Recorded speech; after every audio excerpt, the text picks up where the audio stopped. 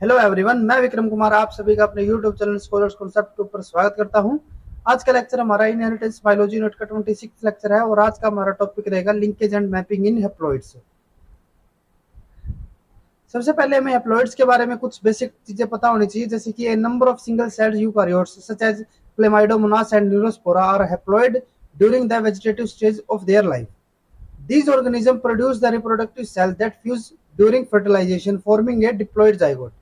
However, the zygote soon undergo meiosis and re-establish haploidy. यहाँ पे हमने क्या बताया स्टार्टिंग के 3 सेंटेंसेस के अंदर हमने बताया कि जैसे कि कोई भी ऑर्गेनिज्म है वो इनिशियली क्या होता है, हैप्लॉइड रहता है, यानी कि इसको हम एन के थ्रू शो कर सकते हैं। जैसे कि हमारा जो एक इनिशियल एक ऑर्गेनिज्म है वो हैप्लॉइड हो गया, ठीक है। अब इसके अंदर क्या होती है, जैसे कि ये दूसरा हैप्लॉइड हो गया। अब ये करते हैं गैमेट फॉर्मेशन। गैमेट फॉर्मेशन के टाइम पे क्या होगा, माइटोसिस। अब इन्होंने गैमेट भी कैसे बनाएंगे, हैप्लॉइड ही बनाएंगे। इन्होंने भी गैमेट बना दिए हैप्लॉइड। अब फर्टिलाइजेशन के टाइम पे क्या हो जाएगा, ये हमारा हो जाए डिप्लॉइड, 2n हो गया ये, ठीक है। अब इसके बाद जब जैसे ही इसकी यहाँ पे फर्टिलाइजेशन होती है तभी यहाँ पे क्या हो जाती है, मियोसिस हो जाती है। और मियोसिस होने के बाद अब यहाँ पे जो हमारे ऑर्गेनिज्म आएंगे वो कैसे हो जाएंगे, वे चारों के चारों हमारे हैप्लॉइड हो जाएंगे, ठीक है। तो इसी तरीके से जो इनकी हैप्लॉइड है वो मेंटेन रह जाती है।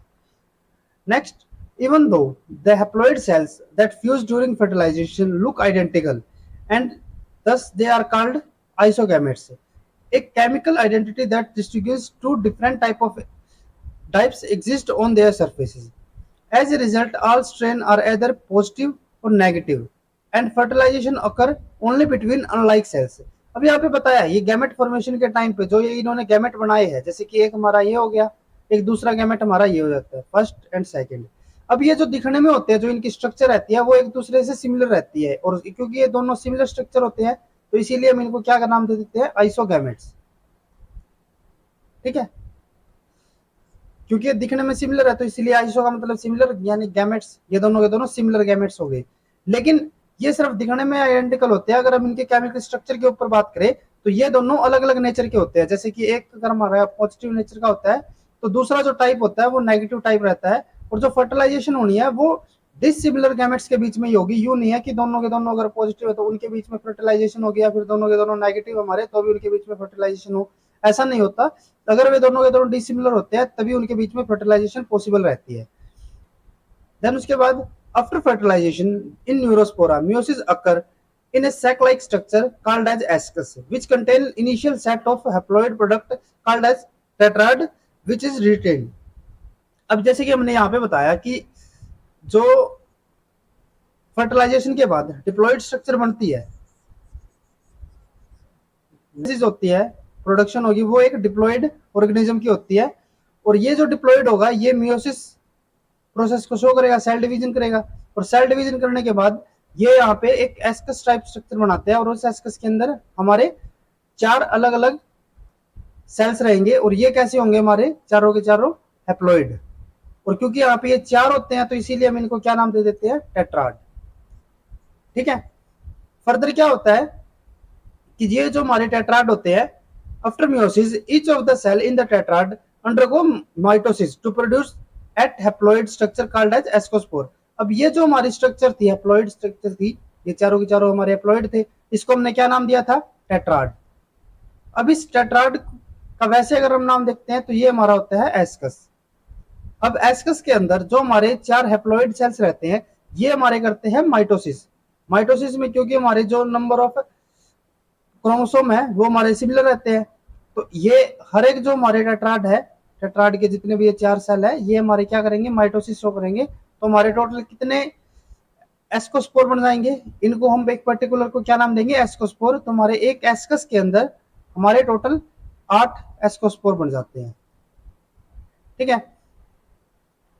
और जो ये इनका सीक्वेंस रहता है, जो ये हमारे 8 जो हमारे सेल्स आए हैं, एस्कोस्पोर आए हैं, इनकी जो अरेंजमेंट रहती है उसी के बेसिस पे हम क्या करते हैं, जीन मैपिंग करते हैं। इस चीज को हम एक डायग्राम के थ्रू समझते हैं।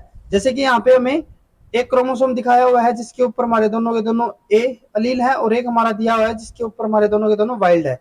स्टार्टिंग में क्या था कि कोई डिप्लॉयड ऑर्गेनिज्म था और उसके अंदर क्या हो गया, ये एक हमारा प्लस और एक के ऊपर था ए। अब इनकी क्या होती है, मियोसिस के टाइम पे सबसे पहले इनकी रेप्लिकेशन होगी, जिसके अंदर ये डुप्लीकेट्स बनाते हैं अपने। डुप्लीकेट इन्होंने यहाँ पे ये बना दिए, एक किसने डुप्लीकेट बनाया, एक किसने डुप्लीकेट बनाया। और फर्दर आगे जब एस्कोस्पोर की फॉर्मेशन होगी, जैसे कि यहाँ पे ये हमारा एक एस का स्ट्रक्चर दिखाई हुई है, तो उसके अंदर अगर कोई भी क्रॉसिंग ओवर नहीं हो रही है इन दोनों के बीच में, तो ये हमारे पेरेंटल टाइप में अलग अलग हो जाएंगे। एक ये अलग हो गया, एक हमारा ये अलग हो जाता है नीचे वाला। सेम इसी तरीके से हमारे दोनों के दोनों वाइल्ड अलील ये भी अलग हो जाएंगे। और ये फर्दर आगे क्या करेंगे, माइटोसिस के थ्रू ये अपनी अपनी एक और कॉपी बना लेंगे। ठीक है, जैसे इसने ये 2 कॉपी बनाई, इसने ये दोनों कॉपी बना दी माइटोसिस के थ्रू। तो जो हमारे एंड रिजल्ट में जो हमारे एस्कोस्पोर आएंगे एक एस्कस के अंदर, उनकी अरेंजमेंट हमारी कुछ इस टाइप की होगी। अब ये इसका रिवर्स भी हो सकता है, जैसे कि अगर हम यहाँ पे कहें कि ऊपर हमारे पॉजिटिव थे और नीचे हमारे ए वाले थे, तो ये हमारे यहाँ पे नीचे ए रहेंगे, ऊपर हमारे पॉजिटिव हो जाएंगे। तो हमारी जो अरेंजमेंट ये इस टाइप की है, ये हमारी रिवर्स भी हो सकती है। और जो ये हमारी इस टाइप की स्ट्रक्चर आती है, इसको हम क्या कहते हैं, फर्स्ट डिवीजन सेग्रीगेशन। ठीक है, इसका मतलब क्या है कि जो हमारे अलील है वो फर्स्ट डिवीजन, यानी कि अगर आपको याद हो तो मियोसिस के अंदर हमारी 2 टाइम पे सेग्रीगेशन होती थी। एक हमारी मियोसिस 1 के अंदर होती है और एक हमारी मियोसिस 2 के अंदर होती है। तो जो हमारी ये फर्स्ट डिवीजन सेग्रीगेशन है, इसके अंदर जो अलील्स की सेग्रीगेशन होती है वो हमारे फर्स्ट के अंदर मियोसिस 1 के अंदर हो जाती है। तो इसके ये अरेंजमेंट भी रह सकती है या फिर ये अरेंजमेंट भी रह सकती है। इसको क्या हम क्या नाम देंगे, फर्स्ट डिवीजन सेग्रीगेशन। देन उसके बाद सेकंड हमारा टाइप आता है, जिसके अंदर क्या हो कि one form of the crossover in the fourth strand stage. अब यहाँ पे जैसे हमने बताया था कि हमारे स्टार्टिंग में डिप्लॉयड में कुछ इस टाइप की स्ट्रक्चर थी, इनकी डुप्लीकेशन हुई, डुप्लीकेशन होने के बाद एक हमारा ऊपर है ये और एक हमारा ये नीचे वाला हो गया वाइल्ड टाइप का। ठीक है, अगर इनके बीच में यहाँ पे क्रॉसिंग ओवर हो जाती है, तो क्रॉसिंग ओवर से क्या होगा, हमारा एक तो यहाँ पे इस टाइप का सेल बनेगा। दूसरा हमारा क्या हो गया, ये हमारा ए वाला था, अब ये हमारा कहां पे चला जाएगा, नीचे की तरफ। यहाँ पे हमें ध्यान रखना है कि जो हम यहाँ पे सेग्रीगेशन कर रहे हैं इनकी, वो हमें सेंट्रोमियर के अकॉर्डिंग करनी पड़ेगी। यानी कि अगर हम वैसे अगर देखें यहाँ पे, तो आपको यूं ही लगेगा ना कि यहाँ पे हमारा पहले क्या है, ए है, तो ये हमारा कुछ ये ऊपर आना चाहिए था। ठीक है, और ये हमारा नीचे आना चाहिए था, क्योंकि यहाँ पे हमारे पहले क्या दिया हुआ है, प्लस साइन दिया हुआ है, और फिर उसके बाद ये यहाँ पे इस तरफ से गया है। लेकिन जब हम हैप्लॉइड के अंदर इस टाइप की सेग्रीगेशन करते हैं, तो वहां पे हम सेंट्रोमियर के अकॉर्डिंग चलते हैं। जैसे कि अगर हमारे एक सेंट्रोमियर पहले वाला ऊपर ये हो गया, तो इसके अंदर ये इसके साथ चला गया। देन उसके बाद जो नीचे वाला सेंट्रोमियर है, अगर ये आता है हमारा यहाँ पे, तो इसके साथ कौन सा जाएगा, इसके साथ हमारा जाएगा प्लस वाला, तो ये हमारा प्लस वाला आ जाता है। देन उसके बाद अब इसके ऊपर वाला सेंट्रोमियर होगा और इसके साथ हमारा क्रॉसिंग ओवर की वजह से क्या आ गया, यहाँ पे ए आ गया। देन उसके बाद हमारा लास्ट है जो कि क्रॉसिंग ओवर में पार्टिसिपेट कर ही नहीं रहा, तो हमारा ये सिंपली इस टाइप का सेल आ गया। देन उसके बाद क्या होता है, माइटोसिस होनी है, इन्होंने अपने अपने एक कॉपी और बना देंगे ये, और जो हमारा ऑर्डर होगा वो अब क्या जाएगा, ए प्लस प्लस ए प्लस प्लस। और इस टाइप को हम क्या नाम देते हैं, सेकंड डिवीजन सेग्रीगेशन, क्योंकि यहाँ पे जो अलील है वो सेपरेट कब हो रहे हैं, माइटोसिस 2 के टाइम पे। ठीक है, और इसका अपोजिट ऑर्डर भी यहाँ पे हो सकता है, जैसे कि ऊपर प्लस प्लस फिर देन ए फिर से प्लस और प्लस देन ए। तो ये भी ऑर्डर हो सकता है हमारा और ये भी ऑर्डर हो सकता है, और इसको हम क्या नाम देंगे, सेकंड डिवीजन सेग्रीगेशन। एक और हमारा टाइप रहता है जिसके अंदर जो हमारा थर्ड क्रोमेटिड था, जैसे कि ये वाला था हमारा, अब इसने जो क्रॉसिंग ओवर शो की है ना, वो सबसे अपर वाले क्रोमेटिड के साथ की है। जैसे कि पिछली बार इन्होंने जो हमारे नॉन सिस्टर थे एक दूसरे के आसपास से, सिर्फ इन्होंने ही क्रॉसिंग ओवर शो की थी। लेकिन अब की बार क्या किया इसने कि नीचे वाले को छोड़ के, इसको छोड़ के ऊपर वाले के साथ यहाँ पे क्रॉसिंग ओवर शो की। तो अगर ये क्रॉसिंग ओवर शो करेगा, तो सबसे पहले जैसे मैंने बताया था कि हमें ऑर्डर किस के हिसाब से चेक करना है, सेंट्रोमियर के अकॉर्डिंग। तो हमारा इसका ऑर्डर क्या आएगा, ये हमारा सबसे ऊपर आ जाएगा यहाँ पे प्लस। देन उसके बाद अब बीच वाला जो सेकंड यहाँ पे हमारा है, ये तो कोई क्रॉसिंग ओवर कर ही नहीं रहा, तो हमारा ये ऑर्डर यूं का यूं रहेगा। देन उसके बाद ऊपर वाले की अगर हम सेंट्रोमियर के अकॉर्डिंग चले, तो इसका ऑर्डर क्या आएगा, यहाँ पे ए आ जाएगा। और लास्ट में हमारा, क्योंकि ये तो क्रॉसिंग ओवर में पार्टिसिपेट कर ही नहीं रहा, तो ये हमारा यूं का यूं रहेगा। देन उसके बाद इनकी माइटोसिस होगी, माइटोसिस होने के बाद जो हमारा ऑर्डर आएगा वो क्या आएगा, प्लस प्लस हो गया, फिर ए देन फिर दोबारा ए और लास्ट में हमारे फिर से वाइल्ड टाइप हो जाएंगे प्लस प्लस। इसका अपोजिट भी हो सकता है, जैसे कि हमारे प्लस ए आ जाए, फिर हमारे चारों के चारों प्लस हो, लास्ट में हमारे दोनों के दोनों फिर से ए हो जाए। तो ये भी हमारा किस टाइप का रहेगा, सेकंड डिवीजन सेग्रीगेशन। अब यहाँ पे जैसे कि हमने बताया कि फर्स्ट डिवीजन सेग्रीगेशन के अंदर हमारे क्या क्या रिजल्ट आ सकते हैं टेट्राड के। अगर मैं सिर्फ टेट्राड की बात करूं तो यहाँ पे हमारा क्या क्या ऑर्डर हो सकता है फर्स्ट डिवीजन के लिए। यहाँ पे हो सकता है हमारा ए देन प्लस प्लस, ए हो गया और प्लस प्लस, या फिर इसका अपोजिट भी हो सकता है प्लस प्लस और ए। बाकी के जो हमारे कॉम्बिनेशन बचते हैं वो हमारे किसके रहेंगे, सेकंड डिवीजन सेग्रीगेशन के। तो सेकंड डिवीजन के अगर हम यहाँ पे देखें तो हमारा ऑर्डर क्या क्या आ सकता है, एक तो हमारा अपोजिट आ रहे हो, जैसे कि पहले ए फिर प्लस फिर ए फिर प्लस। तो जैसे कि यहाँ पे हम देख सकते हैं ए प्लस, या फिर इसका उल्टा भी हो सकता है प्लस ए प्लस ए। ठीक है, ये हमारा किसका एग्जाम्पल रहेगा, सेकंड डिवीजन सेग्रीगेशन का। और एक और हमारे जो कॉम्बिनेशन बचते हैं वो हमारे क्या आएंगे, प्लस प्लस ए प्लस, यानी कि प्लस ए प्लस, इसका रिवर्स ए प्लस प्लस ए। ठीक है, ये हमारे किसके आएंगे, सेकंड डिवीजन सेग्रीगेशन के। तो अगर हम यहाँ पे बात करते हैं डिस्टेंस की, हमने अभी तक जो पढ़ा था, अगर हम डिप्लॉयड ऑर्गेनिज्म की बात कर रहे थे तो वहां पे हमने क्या किया था, जो डिस्टेंस था दो जीन के बीच का, जैसे कि ए और बी का डिस्टेंस था, वो हम किस में कैलकुलेट कर रहे थे, सेंटीमॉर्गन के अंदर। ठीक है, और ये हम किसके बीच में कर रहे थे, दो जीन के बीच में। लेकिन अगर हम न्यूरोस्पोरा की बात करते हैं तो यहाँ पे हम जो डिस्टेंस निकालते हैं वो हम निकालते हैं एक पर्टिकुलर जीन, जैसे कि ये हो गया, और एक सेंट्रोमियर के बीच में। जैसे कि यहाँ पे हम दो जीन के बीच का डिस्टेंस निकाल रहे थे, यहाँ पे हम सेंट्रोमियर के कंपेयर में डिस्टेंस निकालते हैं किसी भी जीन का। तो अगर हम यहाँ पे डिस्टेंस निकालते हैं किसी जीन का तो उसका हमारा क्या फॉर्मूला रहेगा, हाफ हो जाएगा हमारा सेकंड डिवीजन सेग्रीगेशन एसके, यानी कि जितने भी हमारे सेकंड डिवीजन के रिजल्ट आ रहे हैं उसका half divided by total number हमें जितने ऑब्टेन हुए हैं, और उसको हम कर देंगे मल्टीपल 100 के साथ। ठीक है, तो यहाँ पे अगर हम देखें कि जो हमारा डी है वो क्या है, distance between the gene and the centromere. Then उसके बाद D also represent the percent of recombination. बिल्कुल ठीक बात है, ये हमारे रिकम्बिनेशन से ही तो आए हैं, ये हमारे पेरेंटल हो गए ऊपर के दोनों, और ये हमारे कैसे है, रिकम्बिनेंट है। तो ये हमारी रिकम्बिनेंट फ्रीक्वेंसी को भी शो कर रहे हैं। और दिस मेथड, जो ये हमने मेथड अभी यूज किया है, इसको हम क्या नाम देंगे, ऑर्डर्ड टेट्राड एनालिसिस। आगे इसके बारे में एक आध एग्जांपल और आएंगे हम, तब इसको और भी ज्यादा आप क्लियरफाई समझ सकते हैं। अब उसके बाद in haploid organism such as Chlamydomonas, linkage and independent assortment can also be analysed. अभी तक हमने सिर्फ डिस्टेंस निकाले थे, अब हम लिंकेज और इंडिपेंडेंट असॉर्टमेंट के बारे में पढ़ेंगे। हैप्लॉइड ऑर्गेनिज्म के अंदर लिंकेज और इंडिपेंडेंट असॉर्टमेंट कैसे हो सकती है।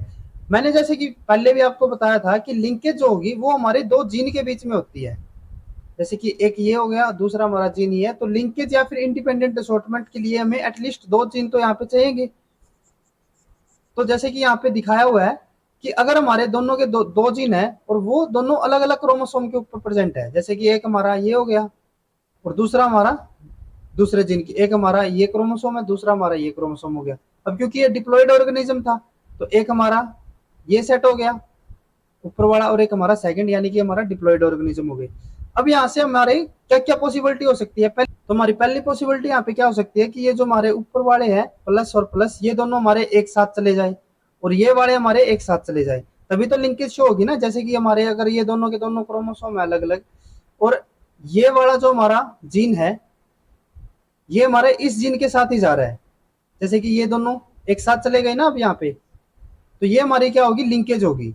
ठीक है, इसी तरीके से जो नीचे वाले हैं ये भी दोनों एक दूसरे के साथ जा रहे हैं, ये इसके साथ यहाँ पे चले गए। ठीक है, देन उसके बाद यहाँ पे क्या होगी, इनकी सेग्रीगेशन होगी। सेग्रीगेशन होने के बाद अब ये दोनों हमारे सेग्रीगेट हो जाएंगे, ये दोनों भी सेग्रीगेट हो जाएंगे। तो एक ये कॉम्बिनेशन हो गया, एक हमारा ये वाला कॉम्बिनेशन हो गया। तो अगर हम यहाँ पे टेट्राड के जीनोटाइप को स्टडी करें तो हमारा क्या क्या आ रहा है, पहला हमारा ये कॉम्बिनेशन आ रहा है दोनों प्लस प्लस, देन फिर से हमारे दोनों के दोनों प्लस आ रहे हैं, और ये हमारा क्या आ रहा है, ए बी और देन ए बी। ये हमारे किस टाइप के हो गए, पेरेंटल टाइप के, जिस टाइप के हमारे पेरेंट्स थे। देन उसके बाद दूसरी पॉसिबिलिटी यहाँ पे ये भी हो सकती थी कि जो हमारा ये वाला पेयर था, जो हमारा ये क्रोमोसोम था, ये नीचे हो सकता था और ये वाला ऊपर भी हो सकता है, जैसे कि यहाँ पे दिखाया गया है प्लस वाला हो गया हमारा पहला। तो देन उसके साथ हमने क्या दिखाया, बी दिखाया, यानी कि ये हमारा ऊपर चला गया। अब ये जब ऊपर चला गया तो अब हम जब हमारी यहाँ पे सेग्रीगेशन होगी तो उसके अंदर क्या आएगा हमारा, जब इनकी पहले तो यहाँ पे ये दोनों सेग्रीगेट होंगे तो हमारे ए हो गए, और ये हमारे सेग्रीगेट होने के बाद क्या आएंगे बी। इसी तरीके से यहाँ पे ये दोनों ए और ये हमारे क्या हो जाएंगे प्लस प्लस। तो जो हमारे जीनोटाइप आएंगे वो अब किस टाइप के आएंगे, पहला आएगा हमारा प्लस बी, ये हो गया। देन उसके बाद प्लस बी दोबारा से, देन उसके बाद ए प्लस, और ये भी हमारा ए प्लस। अब यहाँ पे हम देख सकते हैं कि यहाँ पे हमारी कोई रिकम्बिनेशन तो नहीं हुई है, कोई रिकम्बिनेशन तो यहाँ पे नहीं हुई, लेकिन फिर भी ये हमारे पेरेंटल से डिफरेंट आ रहे हैं, तो इनको हम क्या नाम देते हैं, नॉन पेरेंटल। ठीक है, ये हमारे कैसे थे, पेरेंटल टाइप। देन उसके बाद अगर इनके बीच में क्रॉसिंग ओवर हो जाती है, जैसे कि एक हमारा ये वाला होमोलोगस पेयर था, दूसरा हमारा नॉर्मल रहता है, ठीक है, तो इसके अंदर क्या होगा, अगर यहाँ पे क्रॉसिंग ओवर हो जाती है तो हमारा पहला क्या आएगा, ये यहाँ पे एक्सचेंज होने की वजह से एक तो हमारा प्लस रहेगा, और यहाँ पे ये क्या हो जाएगा, ए ऊपर चला जाएगा, ये आ गया। ठीक है, अब फिर से आपको ध्यान में रखना है कि हम सेंट्रोमियर से इसको लेके चलेंगे, तो इसीलिए हमारा ये क्या आ जाता था ए, और अगर ये वाले सेंट्रोमियर की बात करेंगे तो ये हमारा क्या जाएगा यहाँ पे प्लस, तो ये प्लस हो गया, ऊपर हमारा ए चला गया। अब इसके बाद पहले ये दोनों अलग होंगे प्लस ए, ये दोनों भी अलग हो जाएंगे प्लस ए, और ये तो हमारे पहले से ही वैसे के वैसे ही रहेंगे। तो यहाँ पे अगर हम जीनोटाइप की बात करें तो जीनोटाइप यहाँ पे क्या आएंगे, प्लस प्लस ए प्लस प्लस बी, और ये हमारा ए बी, और इसको हम क्या नाम देते हैं, टेट्रा टाइप, क्योंकि यहाँ पे क्रॉसिंग ओवर हो रही है। देन उसके बाद अगर क्रॉसिंग ओवर सेकंड वाले होमोलोगस पेयर में हो जाए तो यहाँ पे क्या होगा,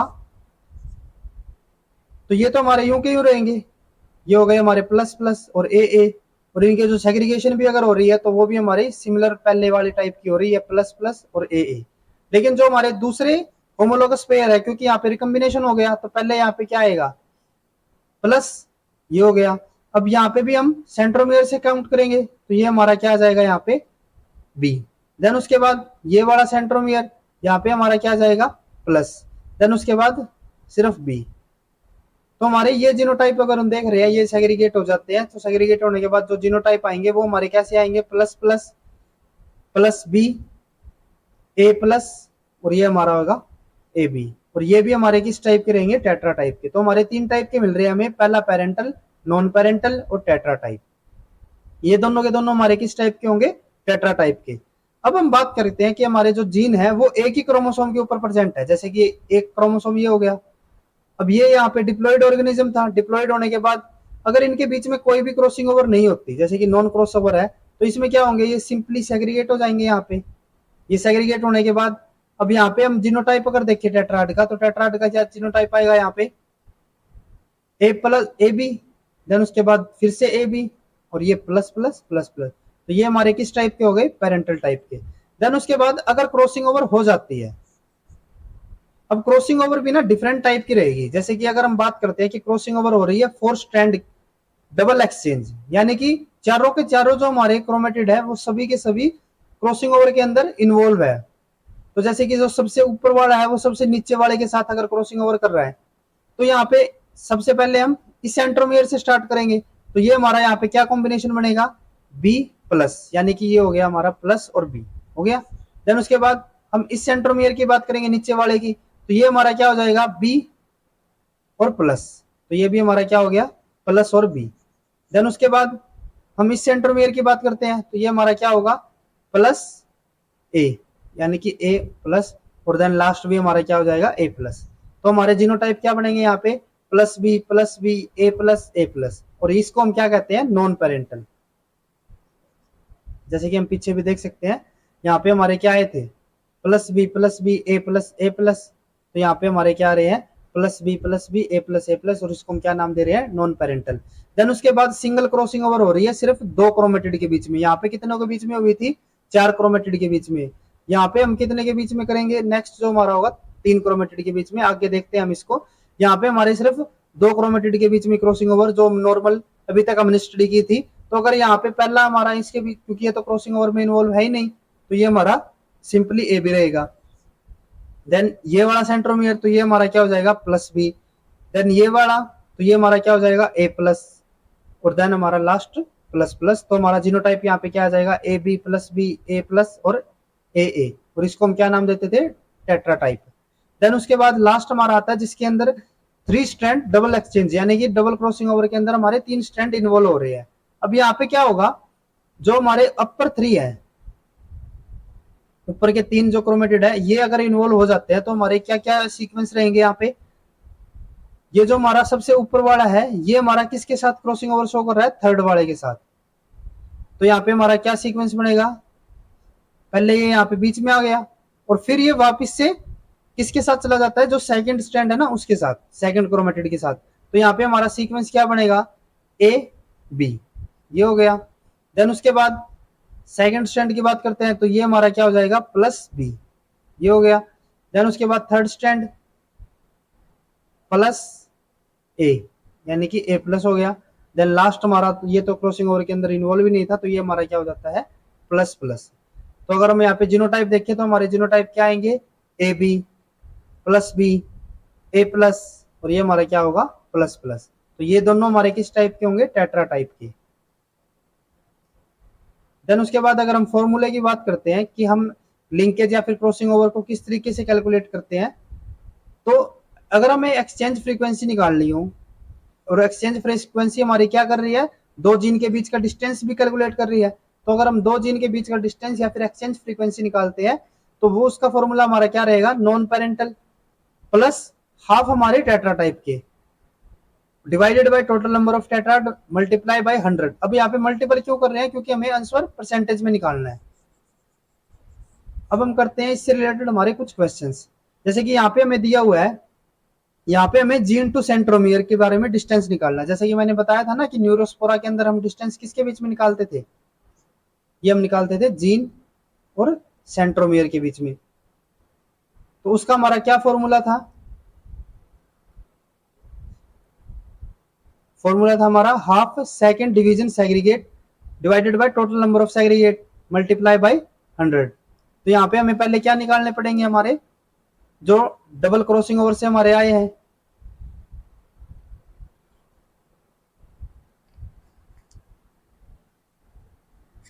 तो यहाँ पे हमें सबसे पहले क्या निकालने पड़ेंगे, जो हमारे सेकंड डिवीजन सेग्रीगेशन के रिजल्ट है।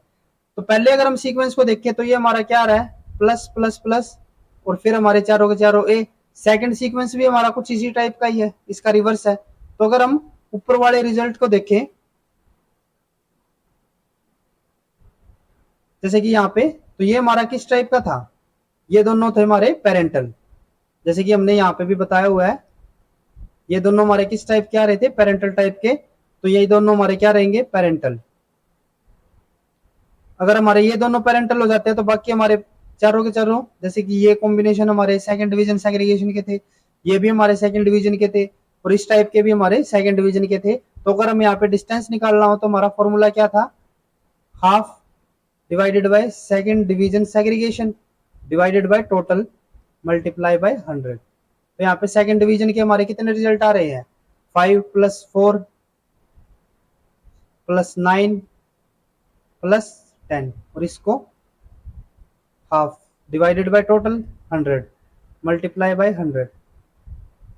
अब यहाँ पे 100 से हमारा 100 कैंसिल आउट हो जाता है, ये हमने कैंसिल आउट कर दिया। तो हमारा यहाँ पे क्या बचा, हाफ, इसको अगर हम ऐड कर रहे हैं तो ये क्या आएगा, 9 18, और ये हो गया हमारा 28। तो इसको डिवाइड करने से हमारा आ जाएगा 14। तो इनके दोनों के बीच का डिस्टेंस हमारा क्या रहेगा, 14। देन उसके बाद एक और यहाँ पे क्वेश्चन दिया हुआ है, यहाँ पे हम देख सकते हैं, अगर आपको याद हो, इस टाइप का हमारा क्या आ रहा था, जैसे कि अगर हम पहले हमारे दोनों के दोनों सिमिलर आ रहे हैं, फिर हमारे दोनों अलग आ रहे हैं, फिर हमारे सिमिलर या फिर अलग, ये हमारे किस टाइप के थे, पेरेंटल। और इससे अगर कोई भी डिफरेंट हमारा सीक्वेंस आ रहा है तो वो हमारे कैसे हो जाएंगे, सेकंड डिवीजन सेग्रीगेशन। तो ये दोनों हमारे क्या हो गए, पेरेंटल, और बाकी हमारे चारों के चारों क्या हो गए, ये सेकंड डिवीजन सेग्रीगेशन। तो अगर हम यहाँ पे डिस्टेंस निकालना हो, calculate the distance between gene and centromere, तो हमारा क्या आएगा, फिर से वही half divided by total, total हमारे आ रहे हैं यहाँ पे 100, 100 से मल्टीपल। सेकंड डिवीजन के हमारे रिजल्ट क्या आ रहे हैं, 4 + 6 यानी कि 10, और ये भी हमारा 10 हो गया। तो ये कितने हो गए, टोटल 20।